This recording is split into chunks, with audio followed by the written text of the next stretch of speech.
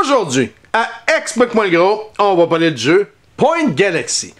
C'est un jeu de Molly Johnson, Robert Melvin et Sean Stankiewicz. C'est un AEG. C'est un 10 ans et plus. Une partie dure environ 10 à 30 minutes.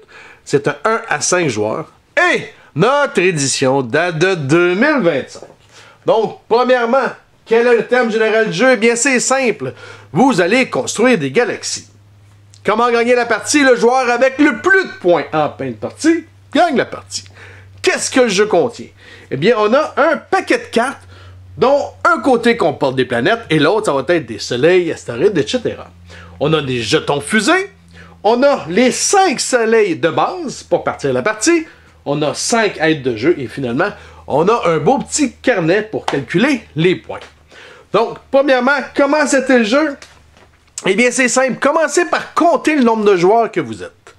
Selon les règles, on va vous dire combien de cartes la partie devrait comporter et combien de fusées votre partie devrait avoir. C'est bien? Une fois que c'est fait, tous les fusées avec lesquelles vous devez jouer, vous allez les mettre à côté du jeu. Donc, admettons qu'on commence avec 12 fusées. Bien, vous en mettez 12 au hasard. J'ai mis à peu près, là.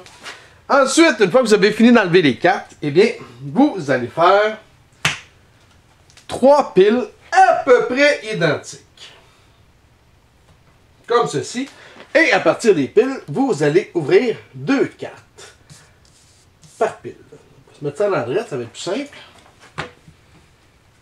Comme ça. Comme ça. Donc ça va être ce que vous allez avoir en plein centre de la partie. On va s'approcher un peu. Ensuite, vous allez prendre les soleils de départ et vous allez les brasser et en distribuer une par joueur. Ensuite, vous allez prendre les aides de jeu, vous allez les brasser et vous allez en remettre un par joueur. Sur les aides de jeu, il y en a un qui a ce petit logo-là. Eh bien, le joueur qui l'a, c'est lui qui est le premier joueur. Donc, admettons que c'est moi le premier joueur, comme ceci. Ensuite, on va pouvoir commencer la partie. Le jeu, premièrement, va se terminer quand il va rester seulement que 7 cartes ici. Ce qui veut dire qu'on va avoir à peu près 13 tours pour compléter notre partie. Le jeu maintenant. Qu'est-ce qu'on va faire pendant le jeu? Eh bien, à votre tour, vous avez une chose à faire, c'est simple, c'est que vous allez prendre 2 cartes qui sont ici au centre. 2 en haut, 2 en bas, une de chaque, on s'en fout, vous en prenez 2. Si vous en prenez une ici dans le bas, eh bien, vous ne tournez pas tout de suite une carte. C'est bien? Par contre, si vous en prenez une en haut, eh bien, vous avez le loisir de regarder si celle d'en bas, vous la voulez aussi. C'est bien? Une fois que vous avez pris vos cartes, mettons que j'ai pris ces deux-là, vous devez les placer sur le jeu. Si je la prends ici, de ce côté-là, je ne peux pas la tourner. Je la prends, ce côté-là, c'est celle-là que je vais placer. Et même chose, celle que je vais prendre ici, je la place selon le côté. Donc, je décide de les placer. Je vais vous expliquer comment les placer après. C'est juste pour vous donner une idée. Admettons que j'aurais placé ça comme ça. OK? Une fois que mon tour est terminé, eh bien, c'est là qu'on va tourner les cartes pour qu'il y ait toujours 6 cartes comme ça et 3 comme ça. Si j'en prends une ici, c'est elle qui va devenir ici. Si j'aurais pris 2 cartes ici, eh bien, j'aurais tourné 2 cartes ici. C'est bien? Vous y allez par colonne. Une fois que c'est fait, vous passez le flambeau à l'autre joueur qui va faire la même chose. Chose importante, je vais vous expliquer les cartes, et ensuite, je vais vous dire 2-3 petits points intéressants. La manière que le jeu va jouer, c'est que vous allez devoir construire des systèmes solaires. Chaque système solaire est une colonne. C'est bien?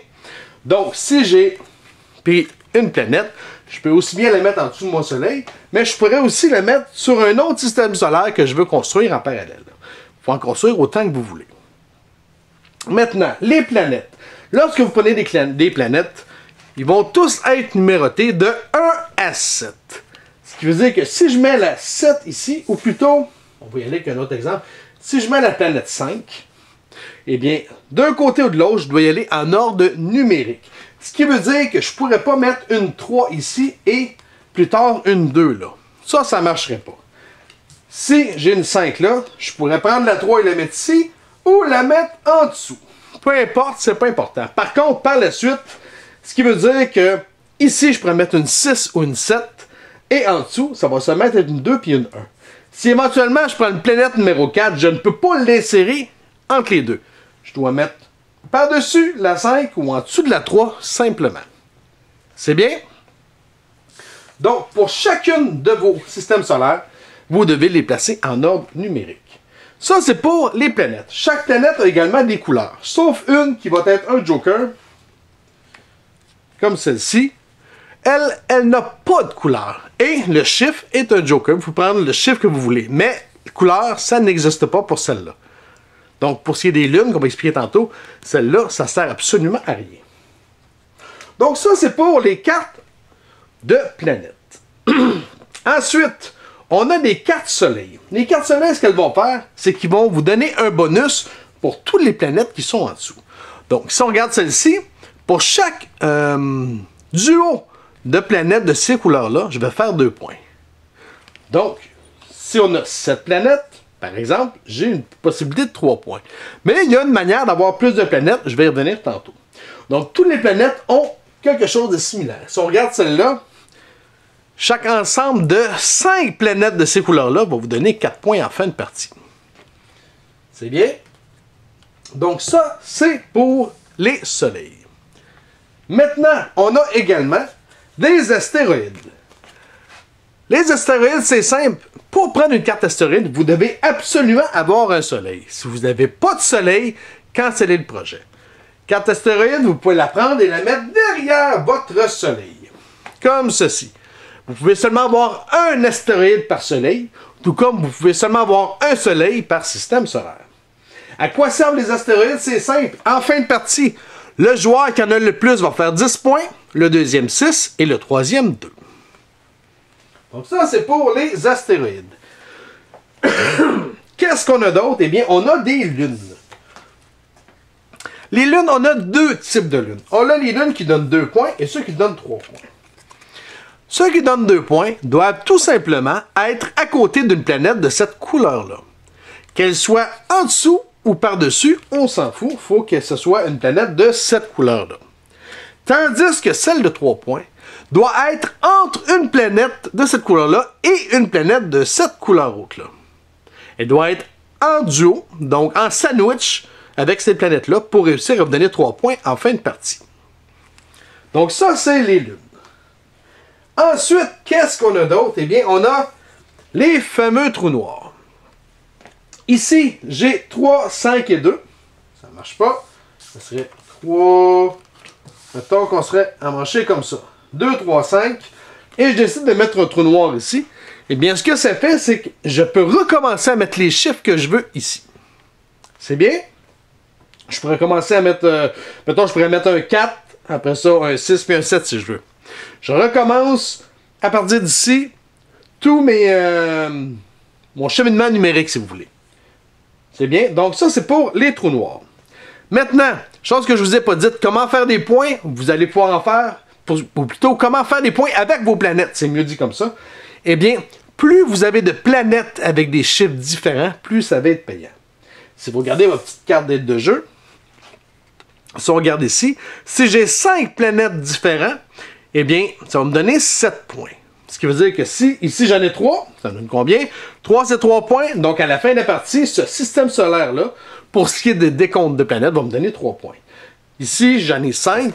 Je regarderais 5, ça me donnerait combien? Ça me donnerait 7 points. Vous allez faire des tranches pour chacune de vos systèmes solaires. Si, admettons, ici, après avoir mis un trou noir, je mets un autre 5, eh bien, ça ne changera absolument rien puisque c'est seulement des points selon les chiffres uniques que vous avez dans votre système solaire. Donc, si j'ai 3, 5, mais mon 5 va compter seulement qu'une fois. C'est bien? Donc, ça, c'était pour les trous noirs. Qu'est-ce qu'on a d'autre? Je pense que c'est pas mal tout ce qu'on a comme carte. Vous allez jouer comme ça jusqu'à temps que tous les cartes soient passées. On a 2 autres façons de faire des points spéciaux dans le jeu. Ça va être avec les fusées et avec les centres de recherche. Les fusées, comme vous voyez ici, j'ai 1, 2, 3 fusées sur mes cartes. Vous voyez, j'ai 3 fusées. On a des cartes qui vont vous en donner comme celle-ci, qui vont vous en donner 2. comme ceci. Eh bien, à chaque fois que vous avez terminé votre tour, comptez le nombre de fusées que vous avez. Dès que vous en avez 5, eh bien, vous pouvez choisir une fusée, vous la choisissez, et ce sont des points qui vont être attribués en fin de partie. Comme par exemple, celle-ci, c'est simple. En fin de partie, ça vous donne 4 points. Si par exemple, je prends celle-là, eh bien, je vais faire 1 point pour chaque trou noir que j'ai dans ma galaxie. Donc, vous allez pouvoir en choisir un à votre guise. Lorsque vous allez tomber à 10, eh bien, vous en choisissez un autre. À chaque multiple de 5, vous pouvez vous choisir une fusée. Et les points attribués de la fusée sont seulement pour vous. Donc, les autres ne peuvent pas avoir ces points-là. C'est un décompte individuel de points. Ensuite, on a les centres de recherche. Les centres de recherche... Regardez si j'en ai qui traînent en quelque part. Comme ceci. On a des centres de recherche avec une petite lettre. Comme ça, c'est le centre de recherche A. Comme là, j'en aurais 2. Vous allez en avoir plusieurs types différents. Comme ici, je le sais. Ce que ça va faire, c'est qu'à la fin de la partie, vous allez voir combien de centres de recherche que vous avez de différents dans votre galaxie. Et ça va vous donner un nombre de points. Donc, si j'en ai 5 différents, ça va me donner 7 points en fin de partie. Si j'en ai 7 différents, ça va me donner 12 points. Donc, les centres de recherche peuvent être relativement intéressants. Donc, une fois que tout le monde a joué tous ses tours, vous devriez avoir à peu près 27 cartes si on calcule le soleil. Eh bien, vous allez prendre votre calepin et vous allez commencer à calculer les points. Commencez par les points attribués pour chacun de vos soleils. Donc, chaque soleil va vous donner des points différents selon ce qu'il y a en dessous de son système solaire. Ensuite, ça va être les points par planète. Comme je disais, vous allez regarder tous les chiffres uniques que vous avez pour chacun de vos systèmes solaires. Toutes les lunes, chaque lune va vous donner des points si elle respecte les conditions. Ensuite, ça va être les centres de recherche, les fusées et finalement les astéroïdes. Une fois que tout est rentré, calculez le point total et celui qui a plus de points gagne la partie. C'est aussi simple que ça. Donc, je vous fais un recap de 3 secondes d'écart. Première chose à faire, lors de votre tour, c'est simple. Vous avez 2 cartes à choisir dans notre terrain de jeu ici. Vous pouvez prendre soit 2 cartes ici, 2 cartes ici ou une de chaque, c'est comme vous voulez. Si vous en prenez une ici, vous n'en tournez pas une tout de suite. Vous finissez votre tour avant. Par contre, si vous en prenez une là, vous pouvez prendre la deuxième également. Une fois que c'est fait, vous les placez. Une fois qu'ils sont placés, vous regardez si vous avez 5 fusées. Ou plutôt si vous avez un multiple de 5, si oui, vous prenez une fusée, et on passe au tour prochain. Le prochain joueur, premièrement, va remettre les cartes s'il en manque, pour que le joueur ait 9 cartes au choix, et vous jouez comme ça jusqu'à temps qu'il reste seulement que 7 cartes ici dans le centre, donc tout le monde devrait jouer à peu près 13 tours. Une fois que c'est fait, vous calculez les points. Comme je disais tantôt, prenez le petit pad, ça va vous aider terriblement. Calculez les points de soleil, de planète, de lune, centre de recherche, fusée et finalement les astéroïdes. Et une fois que c'est fait, le joueur avec le plus de points gagne la partie. Question, commentaire, faut nous joindre à Explique-moi le gros, soit sur Facebook ou soit sur YouTube. Sur ce, bonne game!